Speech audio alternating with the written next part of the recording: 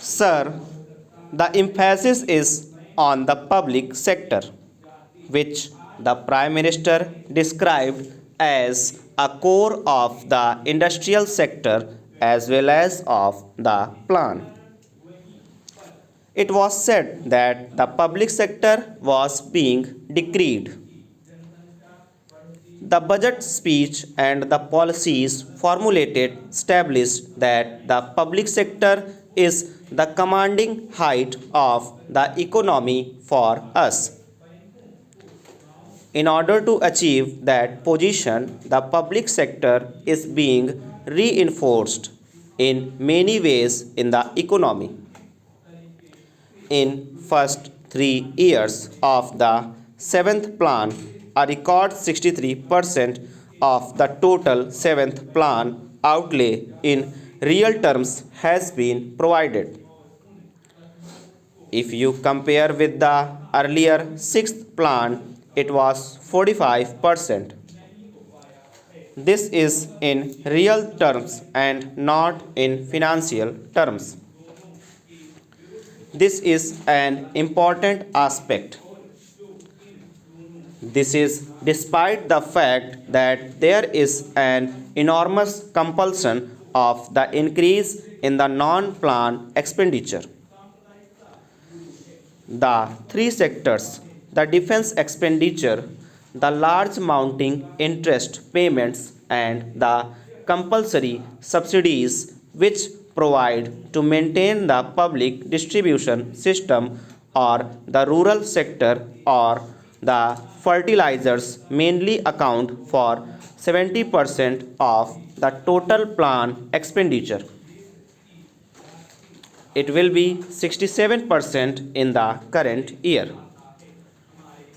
It will be 70% of the total plan expenditure in 1997-98.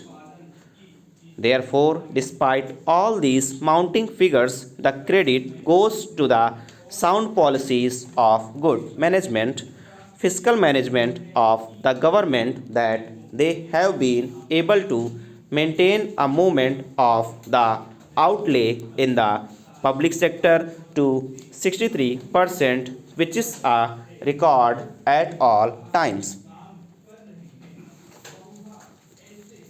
In the public sector, industrial sector, the emphasis will be on modernization, accountability through better management, increasing productivity, and several other measures. The most worrying aspect of the present situation is the mounting deficit.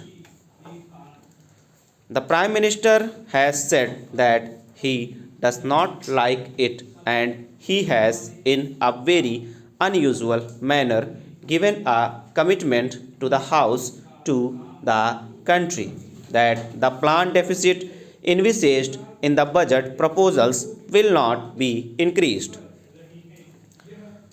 Only a man of great confidence, only a man of commitment can give this. The facts are in the preceding year or in the years earlier.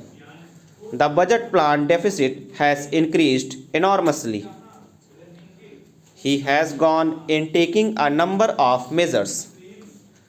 If I may say so, the Prime Minister has expressed a grave concern in his budget speech. If you see the structure of the budget, the revenue receipts and the capital receipts, the expenditure is being financed more and more from the capital receipts, the non-plan expenditure being financed even more by the capital receipts. These are the concerns that have been expressed, and therefore not only has the Prime Minister given a commitment, but he has also provided inbuilt mechanism to control deficit. For example, the budget deficit will not be allowed to increase. Firstly, he has mentioned about the setting up of a cabinet committee to monitor it more regularly. Then the emphasis is that there is no room for wastage. There is no room for ostentatious expenditure and no room for unproductive expenditure. Thirdly, the public sector must generate resources more than what is doing. Then there is the cost benefit ratio being established. Every rupee that is now spent must give maximum results. Financial outlays must match the achievement of physical targets. Marrying of the financial outlays in the and the achievement of the physical targets is very important phenomena, and I commend the government for giving emphasis to this end, making inbuilt mechanism to achieve this. Another important factor is the cost of delivery programs.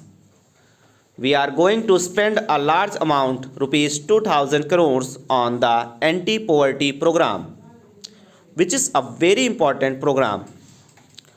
But there have been reports from the implementation ministry or the implementation machinery that the program is not being implemented in the manner it should have been and not producing the desired results. It is therefore very important that the cost of delivery of these programs is reduced and we are able to produce better results, and we are able to achieve our ultimate aim in the present situation.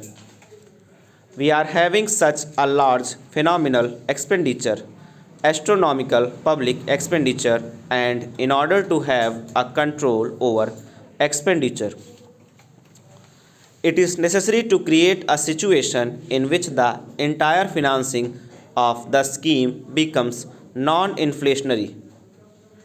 It is very important to control the expenditure. It is also important to see that for every rupee spent, we are able to produce maximum benefit. Another innovation has been the introduction of quarterly budgeting.